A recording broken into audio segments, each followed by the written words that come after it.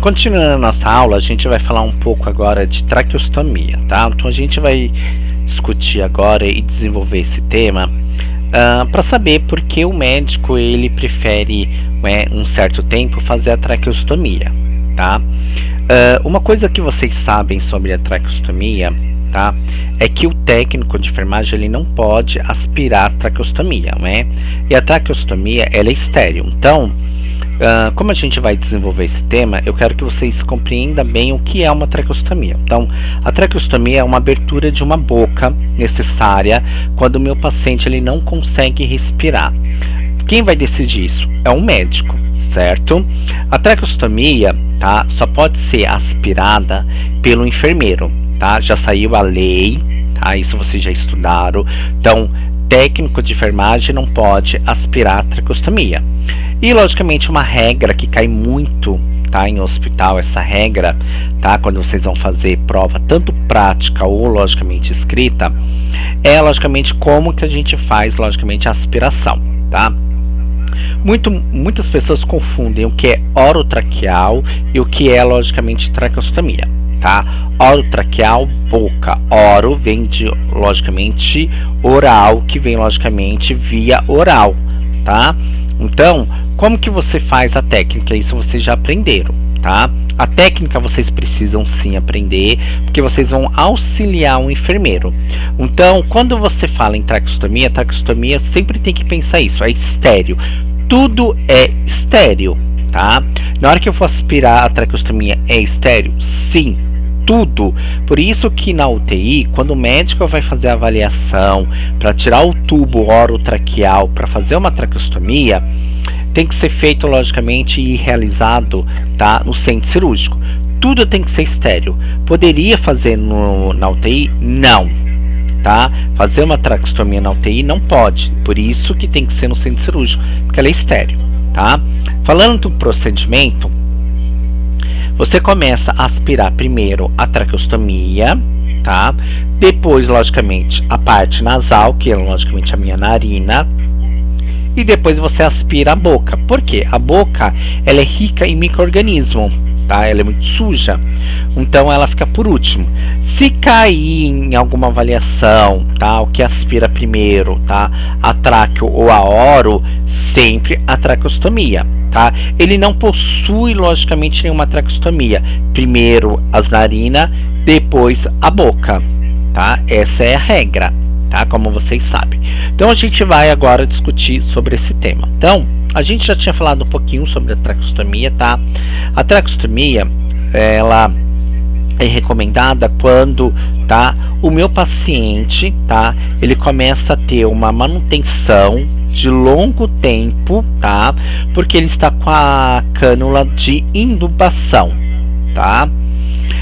E logicamente isso pode lesionar bastante a minha traqueia, tá? Ocorre logicamente, tá, que ele pode lesionar tanto a minha traqueia quanto a minha laringe. O que que acontece? O meu tubo, logicamente, quando vai o meu paciente, ele vai ser entubado, tá? A minha cânula. O médico ele vai logicamente colocar, ele vai ver direitinho e colocar logicamente o tubo diretamente na traqueia, que vai logicamente levar o ar, né, que vai entrar para o meu pulmão. E o meu paciente ele vai ficar um bom tempo, tá, com a orotraqueal. Mas isso começa a prejudicar meu paciente. Por quê? Porque começa a prejudicar a traqueia, começa a prejudicar logicamente o canto da boca, vai formando ferida, porque a gente vai ter que virar meu paciente. Então a gente precisa trocar. Então o meu médico ele vai fazer uma avaliação para fazer uma traqueostomia, tá? Que é um procedimento, tá, relativo, um procedimento simples, tá? Ele é muito simples, mas porém simples, mas que pode se tornar complicado se o meu paciente ele não estiver bem, se ele não tiver logicamente com o estado hemodinâmico estável e logicamente fisicamente bem, tá? Tem a ver isso? Tem. Primeiramente, os sinais hemodinâmicos, sinais vitais, como vocês sabem, tá? E se o paciente, logicamente, está recebendo os nutrientes necessários, meu paciente não está perdendo massa muscular, meu paciente ele não está tanto debilitado, meu paciente não está tanto, vamos dizer, com LPP, por isso do protocolo, e se meu paciente também não está com nenhuma bactéria, então a gente tem que tomar muito cuidado com isso, tá? Porém, é um procedimento simples que pode se tornar complicado quando meu paciente pode vir na hora de uma traqueostomia ter uma parada cardiorrespiratória, ou logicamente ter uma parada cardíaca, ou ter uma complicação renal na hora, então você tem que, logicamente, abrir meu paciente o mais rápido possível e de anestesia local, vamos dizer assim, né? Que a gente tem 3 tipos de anestesia. Temos a local, temos logicamente a RAC e temos logicamente a anestesia geral, tá? Nesse caso da anestesia, quem decide é um médico, isso é um procedimento médico. Tem médico que prefere logicamente a geral por conta da condição física do meu paciente. A geral sempre vai ser bem recomendada, tá? Principalmente se o meu paciente for obeso. Local, tá? É muito difícil o médico colocar uma anestesia local para fazer uma traqueostomia, tá? Mas pode ser, vamos lá, pode ser, tá? Que principalmente quando está num atendimento rápido, o médico faz a traqueostomia ali mesmo, tá? Para salvar a vida do meu paciente, tá? Logicamente tem protocolos e protocolos, tá bom? Então pode acontecer isso sim, tá? Por isso que eu falei da anestesia local, tá? E tem médico que às vezes ele nem usa anestesia local, tá? Dependendo se o meu paciente está tendo um choque anafilático, tá?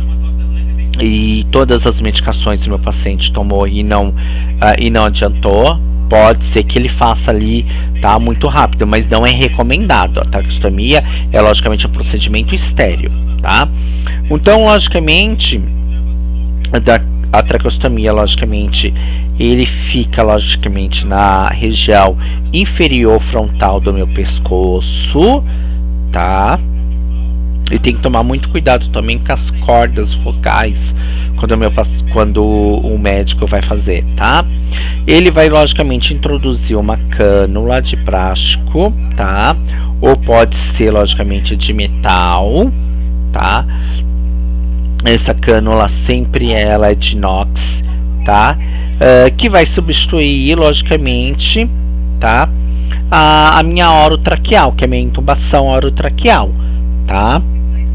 Então esse procedimento, tá? Ele vai ficar ali permanente, tá?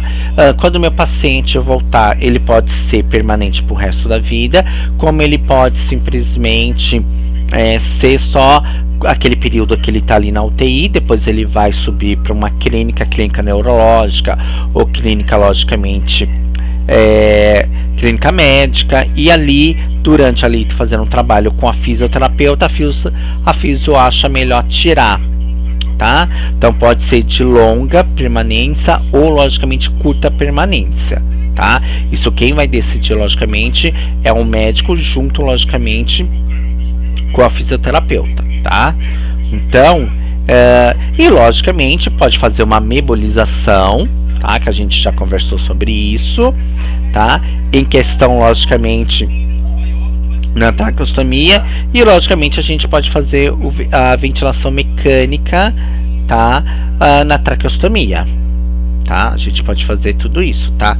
Drenagem. A drenagem, tá? Pode ser logicamente torácica ou abdominal, tá?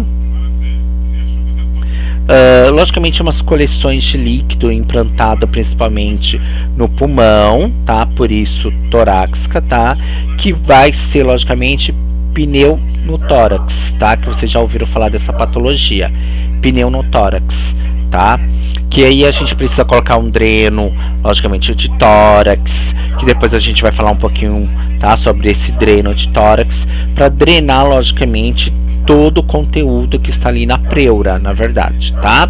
E a gente também tem a questão abdominal, acúmulo de líquido no abdômen, que pode ser logicamente através de uma patologia. Aí eu falo para vocês que tipo de patologia que pode aumentar logicamente, tá, a parte abdominal cheia de líquido, que pode comprimir logicamente o meu processo renal, que vai prejudicar o meu processo cardíaco, tá? E qual que é o nome, logicamente, dessa retirada de líquido abdominal? Que vocês já estudaram isso, então eu quero saber, tá?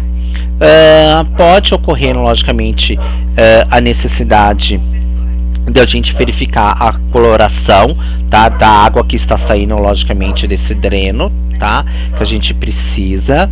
E logicamente é um procedimento, tá, médico, a gente só auxilia, tá. O médico, ele gosta muito de trabalhar com gelco, tá, na hora da retirada, tá. Então ele vai trabalhar ali com gelco 14, 16, tá. Ele vai trabalhar bem com esses e ele, logicamente, não pode tirar tudo assim de uma vez.